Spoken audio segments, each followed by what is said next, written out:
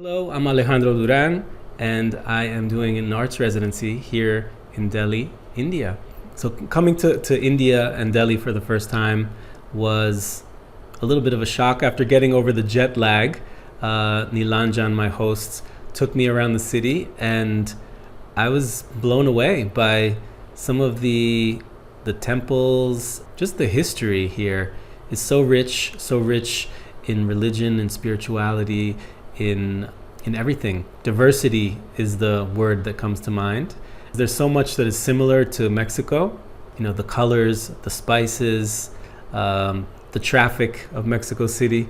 Although Delhi's traffic is a little bit more intense. And the people, the humanity at the marketplaces, at the bazaars, at Chodni Chowk, I was blown away and super inspired to come back here, hopefully. There were many conversations that I had while I was here that really inspired ideas based on some of the work that I've done. You know, I've worked with garbage, with the world's trash in Mexico. And so coming here and delving into ideas of pollution and purity.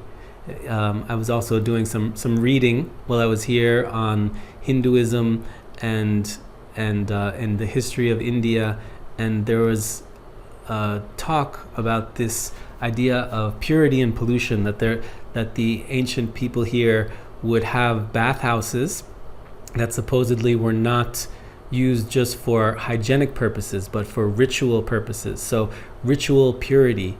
And so, you know, Delhi being a city of 26 million people, there's lots of pollution. There's trash, just like in many cities in the world, but there are also these rites of purity. And so this relationship between purity and pollution is so rich here. You know, some of these conversations that I had with Nilanjan about the waste that comes from religious ceremony, the flowers that are left afterwards. And so I just began to think about how I could use some of this quote unquote waste to make art. And you know, some of the other conversations, I was talking to Atul, who's also a part of Artlune, and he brought up that some people in India are recycling the flowers to make incense. And then so that led us on a journey to explore the Gazipur flower market, and then that sparked many ideas. The waste that was on the floor at the market was beautiful.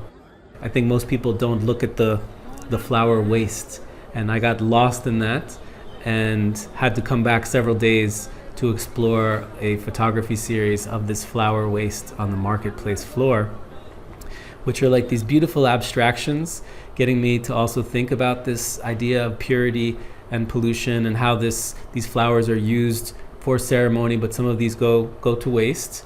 But then also there are people who go to these piles of flowers and pick out what's still usable, and also people in the marketplace that are going around picking out recyclables. And you know, it may seem, if you're a foreigner, come and you see this flower trash, it seems maybe that it's not right to leave this waste on the floor, but at the end of the day, they come and they clean everything up. And so this marketplace that is filled with these sacred flowers, which some of it becomes trash, some of it gets recycled, and some of it just gets cleaned up afterwards and goes to the landfill, which is right nearby, which is a sight to see as well. In Gazipur, you have this beautiful flower market, and right next to it, one of the biggest landfills in Delhi. Just this juxtaposition of both the beauty and ugliness, which is life.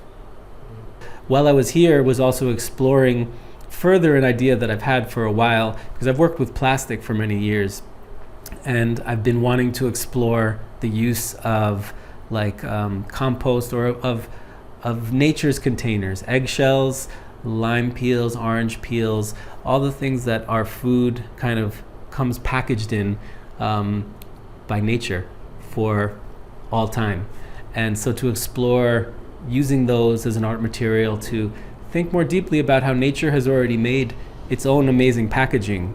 I'm not a product designer, but I feel like we should be inspired by nature to create solutions to this plastic problem. And so I began to explore, or I further explored working with lime peels. And so we gathered some from the marketplace. Everyone here loves fresh lime soda. So there are lime peels everywhere, abundantly available. Hopefully I can come back, and I would love to work with millions of lime peels and see what I can make. But that was another exploration. So the flowers and the lime peels. And then the other idea that kind of was sparked, I don't know if I'll follow through on it, because you never know. As an artist, I feel like I have many ideas. The question is which ones to follow through on. But also at the marketplace, found just on the floor, garbage, a golden shoe. And we had many conversations about this shoe and about how shoes are considered impure, and that's why you have to take them off before going into any holy site or to a home. But meanwhile, I found this golden shoe, and gold is obviously considered the most valuable, or one of the most valued things by humanity. It wasn't real gold, otherwise I don't think it would have been left there. But this idea of the golden trash shoe sparked interest, and maybe I'll come back and make installation work with golden trash. I'm going to be on the lookout for silver and golden trash and see about making future work with that. I'd like to think that my work sparks these conversations about broader environmental issues. The plastic pollution project, I think, I've been working on it for 14 years, so it's really had some staying power. I feel like people want to see more, and so that's why I've stuck with it. The plastic pollution problem has not gone away. So some of these new ideas, I think, are related, maybe not so obviously. Like if I work with lime peels, it's not this poison. It's nature's packaging that's organic and doesn't have a detrimental effect on the environment. But for me, it raises awareness just to focus on nature's packaging and to think about solutions for designing products. So I think if you look at it in relation to my other work, it can spark good conversation about solutions for this issue. The idea of working with lime peels or with nature's containers was there beforehand. I've been collecting eggshells for 15 years now, and so I plan on moving into that body of work. I got a chance to really sink into the lime peels here some more, and started cutting them up and making shapes and just exploring them kind of like more as a meditation, as opposed to like these large-scale installations, because it just takes time. If I could make a large-scale installation, but the time that I was here in India wouldn't allow me to explore this massive scale. But I plan on continuing that work with nature's containers. I love this idea, and so it was great to explore that. And then the flowers of Ghazipur, the flower market, I feel like that project has potential for future work. I've gotten some new ideas since last we talked, actually, about collecting that flower waste and make large-scale installation with that.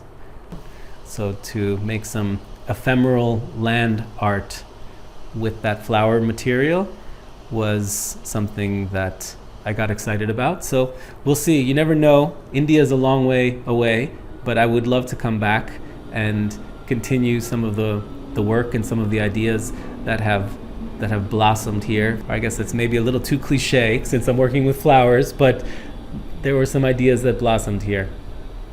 My experience with Artlune was amazing. They're, as far as I know, a new organization. This was their first residency.